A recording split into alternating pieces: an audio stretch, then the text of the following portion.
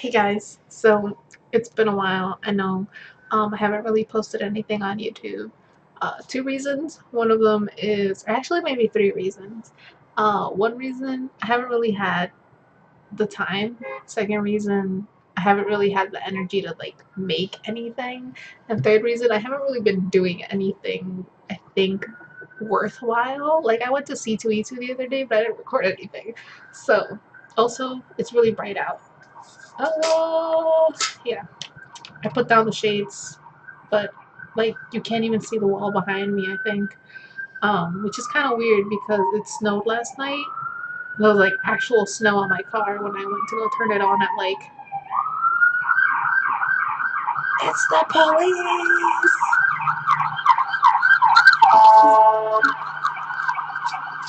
Maybe it's the ambulance, I can't tell. It's one of those.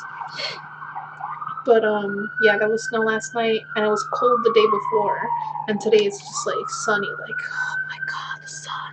It's my other side. But yeah, so today I have a review slash ramble slash rant um for the latest book I have read. If you follow me on Twitter, you probably know what book I'm talking about, and you probably know I'm kind of dying. It doesn't look like it, but on the inside, I am screaming and crying and dying. Um, and if you're on Goodreads, you probably, and like you follow me on there, then you probably know like everything that I have thought while reading this book. So what book is it?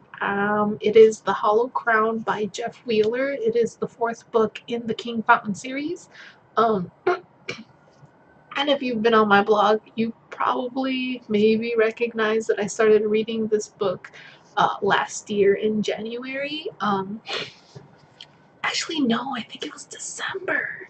Oh, wow, it's been that long. Okay, so I read it in December, like right before the new year ended, because I was trying to like cram in as many books as I could at the end of the year for like my reading challenge, and I was only able to cram in one because I picked the wrong book. It was kind of a really slow read, and you know, I just read that one, and then it took me a couple months to come back to the series. I read the second book, I read the third book, and then I previewed the fourth book, which is The Hollow Crown. And I was like, I kind of don't want to read this because we have a whole bunch of new characters, and I'd already kind of gotten attached and used to the main cast of the first three books. So I stopped reading it. I think I only read like part of the first chapter, and then I went back later on because there was like, um, it's it's not a prologue, but it's kind of like a prequel, not a prologue, kind of like a prequel story that the author recommends reading after the third book. So I read that one. I really like that one. I'm pretty sure I finished it really quick. Um, and then it was only until recently that I was like, hey, I should, get rid of as many books as I can from my NetGalley TBR, and the fifth book was on there, and I was like, well, I haven't read the fourth book, so I have to get to that one first. So yesterday, I think I picked up, it was either yesterday or like really early this morning, like 5 o'clock this morning. I can't remember which one, but I picked up the Hollow Crown, and I'm just having so many feelings about this book. So I'm gonna try to go through the first three books. It's gonna be spoilers as I go through them, but no spoilers. I hope. Maybe it depends on the Hollow Crown. So the series starts with the Queen's Poisoner. Basically, there we are introduced to a character named Owen. I believe he's 7 years old, and he is the king's um, like captive, I guess. The king actually has like a whole bunch of kids at his palace, and he verbally abuses them. Um, to replenish his magic, because there's magic in this world. And Owen just happens to be the latest addition to these kids because his father betrayed the king, and so the king was like, "Hey, I'm gonna kill one of your sons and take the other one." So that's what he does. You know, Owen is like 7 years old, and he gets taken to the palace, and he doesn't really know what's going on. Um, and then basically the first book is more for us to kind of get acquainted with the world. We get to know Owen, we get to know Evie, who's another main character. She ends up being the playmate of Owen. Her uncle or grandfather, I believe, he's like this general for the army, and he's like from another country. There's a whole bunch of countries. I get confused. I might say I forgot, I got confused, or I think it was this throughout this video, because there's like a lot of terms in this world that I can't remember them, but I'll recognize them as I read. So that might happen. Um, so we meet Evie, we meet him. We also meet someone named Queen's Poisoner. Her like actual name is really hard to pronounce. I believe it's like Anchoret True. Yeah, that. Let's just call her Anchoret. Um, so basically, what did she do? I believe she helped deliver um, Owen when he was born, because he was actually born stillborn. He was actually born stillborn. He was stillborn, and then she used life force, I believe, to revive him. And so he's got like a tuft of white hair somewhere. I think it's like on the side of his head. And and uh, they they they hope that he's fountain blessed, which means that he has magical abilities. And that's kind of like his key to survival. Like if he makes himself useful for the king, then the king will not get rid of him. And so the queen's poisoner helps him deceive the king, along with what is it, the spy master or something. Like there's this dude. He's like fat. He likes to eat. That's how I remember him. But he helps Owen and the queen's poisoner in this little plan where Owen is going to have visions, and he's going to be like a seer. And so that's how the king is going to keep him alive. The only trouble is that they have to figure out news before the king ever hears about it, so that it's kind of like legit, that he can see the future. Um, so that's basically the whole first book, just him trying to place himself in court, try to place himself as invaluable to the king. The second book is A Thief's Daughter. That one, there's a time skip, because I believe he's like still 7, or maybe he's 8 by the end of the book. In The Queen's Poison, or not The Queen's Poison, in The Thief's Daughter, I think he's already like a teen. I don't know how old he might be. But he's old enough to command armies, and I believe that's like his first army that he commands at the beginning of the book, which is what I thought would be like a lot of the book. I thought it was going to be more fast paced, more action, more battles. I was wrong. The first chapter tricked me. Um, but yeah, basically, he's older, and we get to be more intertwined in the politics and the scheming and just being pawns of the king, because the king believes that someone's going to betray him, that he's, I mean, technically Owen isn't actually a seer. He doesn't actually have these abilities. So technically there's betrayal somewhere. Um, and the king places or really hard, uh, like burdensome things on Owen. Like one thing specifically that this book kind of like explores is Evie and Owen's romance. Uh, they grew up together. She likes him. He starts to like her. They're teens now, and they're like, hey, we kind of love each other. We should get married later on. Um, obviously the king knows that they like each other, and he's all like, nah man, I can't have this happening. And so one thing that he does is that he does, but he sends Evie to another country. I believe it's like there's a ship away. It's like a little island or something. um the ruler's name is Yago, and he sends Evie to basically get married to him. So like they kind of get to know each other, even though she's reluctant because she likes Owen, and Owen's all like no. But I mean, Yago ends up kind of not seducing her, but like making the whole prospect less terrible for her. Um, and One thing that the king always stresses is that you have to be useful for him. It's always about like their country, and so having her married to this other dude was gonna help the country. I believe they weren't gonna go to war or something, and it was gonna strengthen ties and stuff. And then obviously Owen is devastated because this is his love, like brum, brum. Um, it's his, first love and everything, and the king knows, and he's purposefully making them unhappy. Um, we're also introduced to the thief's daughter, which I mentioned in my review that one time I wrote it. That the book is called The Thief's Daughter, but she's not really the focus of it. Um, I think she's more the focus in the following book, which is The King's Traitor. I believe there's also another time skip here, not as big as like the first one. But Evie is married now. She's with Yago, and she's moved on.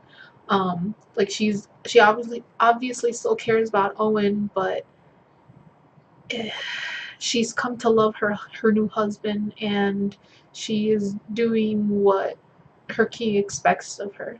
Um, Meanwhile, Owen is kind of in mourning. Like he's like, I don't want to fall in love ever again. And he actually has a poisoner by his side, and I can't remember her name.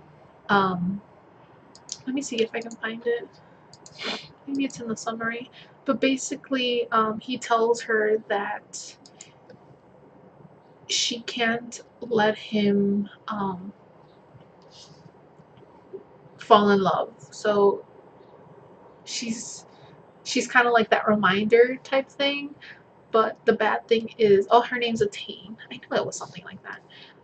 But basically, she falls in love with him, and I was reading this book and thinking, oh my god, like, I got attached to her, and then, but nothing can happen because one, she's like not royalty. I would expect him to marry into royalty so that the whole purpose is to be useful for the kingdom, and she's just a poisoner. Um, so there was that, and then there's the whole thing about him not being able to move on after Evie, and I was just like, I'm like the things that she did for him. She was so loyal to him, and you could tell that she cared about him, and I was so devastated. I was like, I can't do this.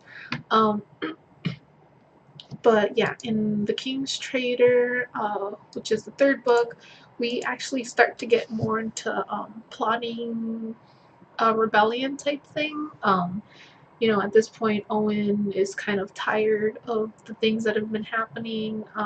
He's tired of the king, but he's also realized that he is very much like the king. And then there's a whole bunch of plotting. This is where like the big battle actually happens. And I quote it like this because the whole series is very slow. There's not a lot of action in terms of like fighting and like battles, but there's a lot of like political moves going on that you know aren't really exciting to read about, or at least not for me. But that are like you're playing a game of chess. Like it's important to do this and do that. And so in this book, we actually have a battle, and I was like, oh my god. It's at the end though, and I was like, ugh, to read all these pages before I get to like the good thing. Um, but basically, yeah, King's Traitor, king gets dethroned. A new king rises, which apparently was the legit king, because apparently Severin, there was like rumors going around saying that he killed his nephew so that he could take the throne, but it turns out that his nephew's actually alive. There's like a whole bunch of little things going on. Owen actually gets married. He's not very like, oh, I don't really love you, but he starts to get to know her. She's the Duchess of Brithonica. Her name is Cinia, and I know that because it's right there. Ha ha ha! I'm prepared. Not really. And I feel like it might have been with like Evie and Iago, where they kind of didn't want to at first, but they kind of saw um, the benefit of doing it. Honestly, I don't really like her, even in the most recent book that I read. I just feel like she was a character that was introduced too late in the series, and that she had a really big role, and I might still be shipping Evie and Owen in my heart. I mean, it works out in the Hollow Crown, but in those first three books, like I couldn't like. I mean, I guess I could move on from like Evie and Owen, and I was like, well, maybe it could be Owen and Atane, because I really like the Tane, and like with the things that she did, you can tell that she really cared about Owen. But then you have what was his name? Cinia, and I don't know. I just felt like she we didn't really get to know her, and so I don't really care about her. Um, but yeah, so that's basically the first arc of the series. Um, Basically Owen as a kid all the way to dethroning Severin. Um, After those three books, we were told by the author to read the what is it called? We're told to read. Oh my god, it was right there. What did I do with it?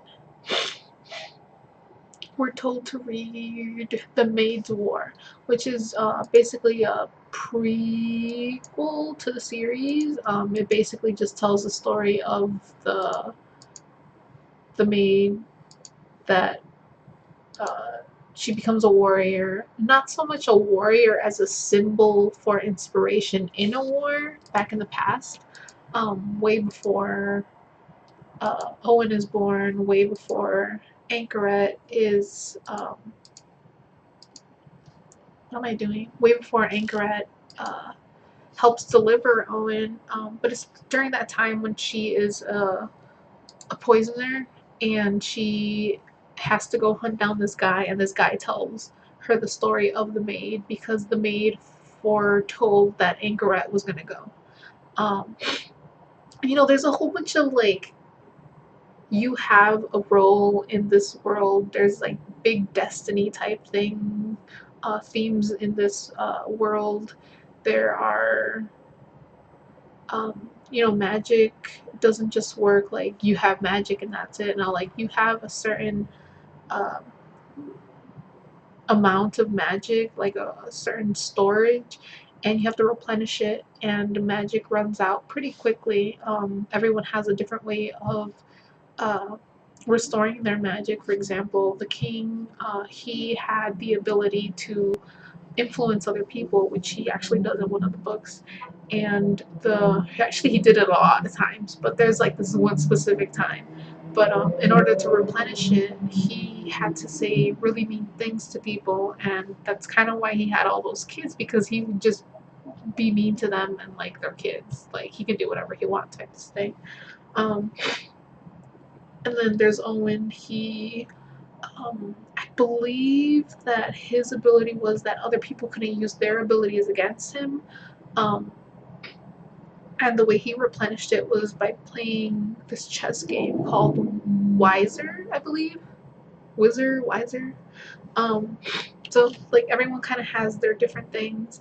And then now in the book that I'm reading now, The Hollow Crown, we kind of abandoned the main cast of the first three books because now we're following the lives of, well, mainly Owen's daughter. Her name is, I just had it here. Oh my god, that's why it didn't look right. Oh wait, here it is. Oh no, that's not it.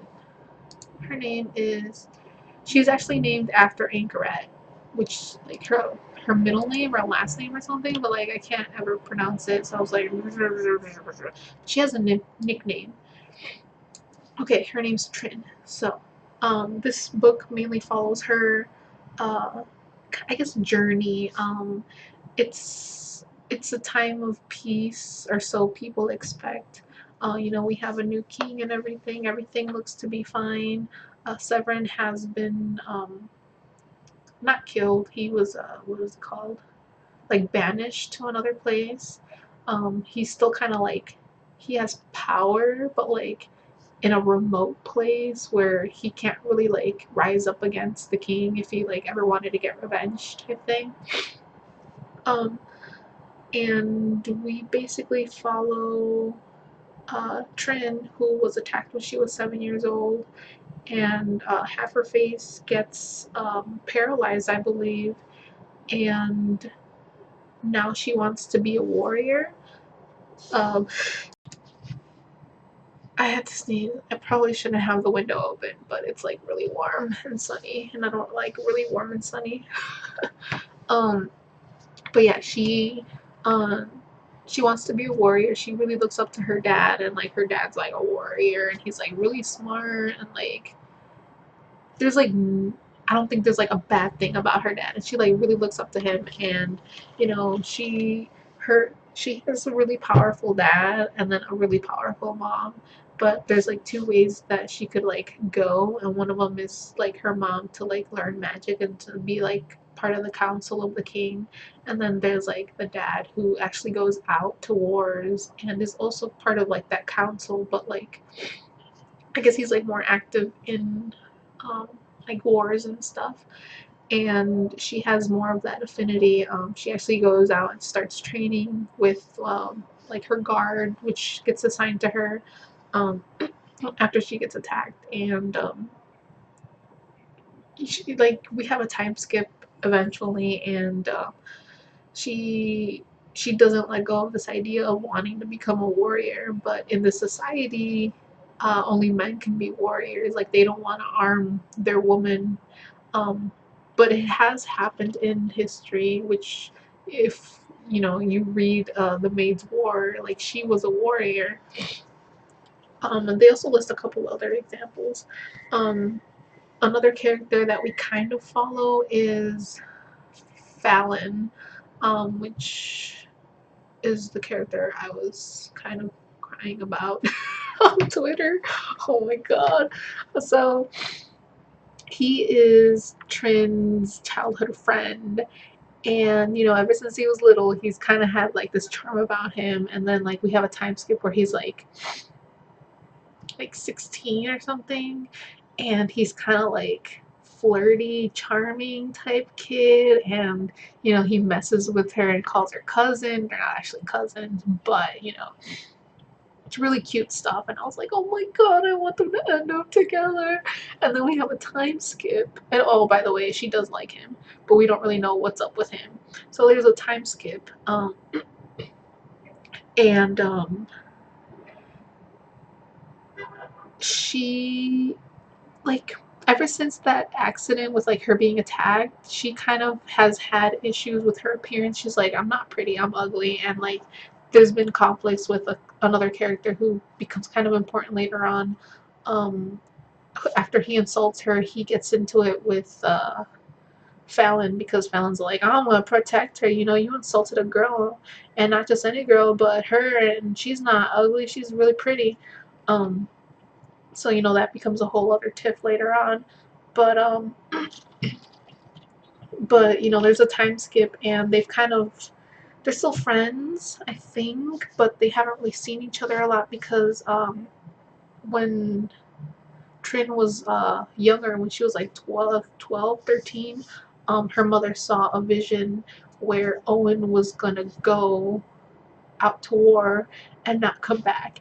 And oh my god, like the story is just beginning and the author's like, yeah, he's gonna die. And I'm like, no, he can't die. Like I'm invested in his character. I've been reading the series for three books. You can't kill him off. So when I read that, I was like, I can't do this. I can't. But I kept reading because I was like, no, he can't. He can't get killed. It's gonna be a Tokyo Ghoul thing where it's like he's dead.